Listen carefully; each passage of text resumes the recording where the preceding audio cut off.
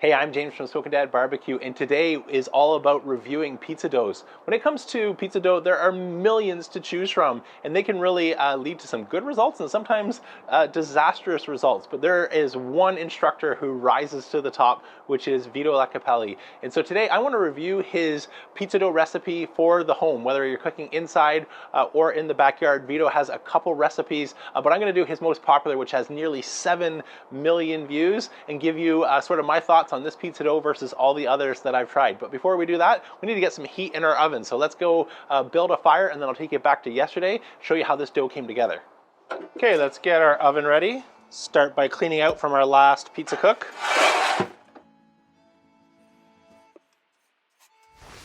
Place a couple pieces of charcoal near the back. Grab some kindling, our grill blazer grill gun, fire it up. Our vent is all the way open, so let's just install our draft door and let that come up to temperature. So since this is a pizza dough review, have to use the pizza oven, but I must mention, regardless of what type of cooker or even indoor kitchen oven that you are using, this dough turns out great. I've used it in my indoor oven, my solo stove pie with gas and wood configurations, as well as, you know, the Kamado Joes that you see behind me, and it turns out great. But Vito, I think, would want us to go proper here, which is cook pizza dough in a pizza oven, so that's exactly what I'm going to be doing today. If you'd like to know more about my oven, I have a link down below with all the details, as well as a full review video. But the Coles Notes version, there are sort of three main things. One, starting with a nice thick stone so we get that conductive heat, be able to get our crust exactly where we want it. Second is retaining our heat, so 5 inches of insulation. In my climate in Canada, where it gets really cold, that is important. It also helps make sure the outside doesn't get really hot, so if any kids come by and touch the outside, not recommended, but you're not going to get 30-degree burns. You can have that at 900 degrees and still, you know, have your hands touch it and not get burnt. And last but not least is price. I sort of wanted, you know, the best pizza oven I could get without blowing the bank, and this one checked all 3 boxes for me. So that's the pizza oven that we'll be cooking on today. But now let me take you back to yesterday, walk you through how to make this dough, and when you rejoin me, we'll be ready to make our pizzas and get them in the oven. Non più tra I farfalloni amoroso, notte giorno di torno girano, delle belle turbando al riposo, Narcisetto a dolcino d'amor. Delle belle turbando al riposo, Narcisetto a dolcino d'amor. Non più avrai questi bei panacchini, quel cappello leggero galante, quella chioma, quell'aria brillante, quel vermiglio d'onesco color, quel vermiglio d'onesco color. Non più avrai quei panacchini, quel cappello, quella chioma. Okay, we've got some fresh mozzarella. Let's prepare this. Make some slices about 1/4 of an inch thick. Do the same thing the other way and repeat with these next two. Perfect. Let's get out our pizza dough. Cut open our dough package here. Place that upside down in the flour. Toss. And now let's press it out. Try and push those air bubbles out to the edge. Stretch it out.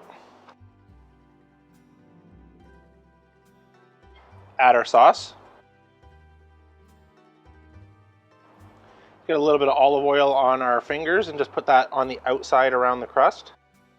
A little bit of fresh grated Parmesan. Our mozzarella. Slide this onto our peel. Let's get our pizza in our oven. Okay, we're running nice and warm, right about 780 degrees. Let's get our pizza on. In we go.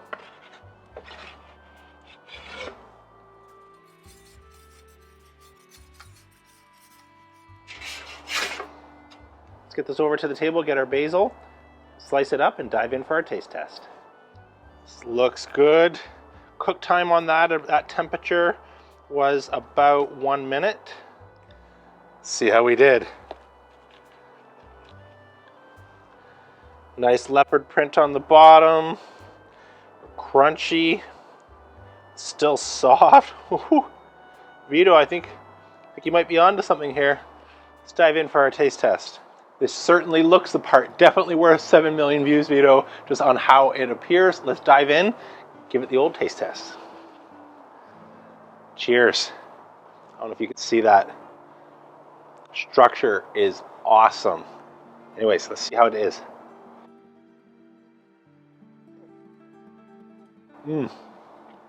Wow. If you ever watched Vito's channel and said, I think he's overreacting, it's just pizza.